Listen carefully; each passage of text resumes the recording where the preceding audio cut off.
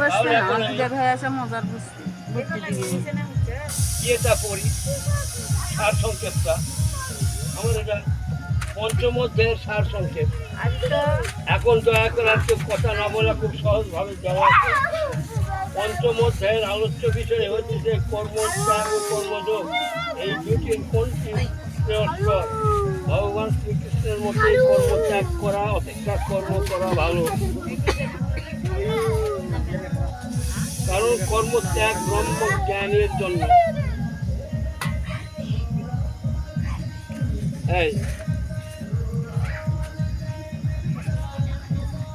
এখন কতক্ষণ আমি দম আটকা রাখবো?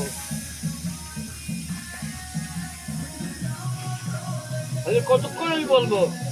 ও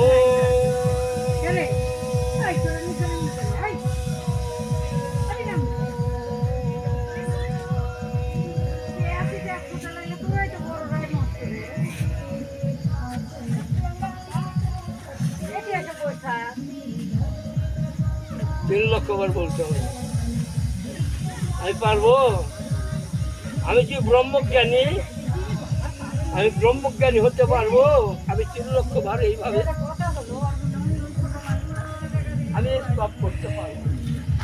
তাহলে এই স্টপ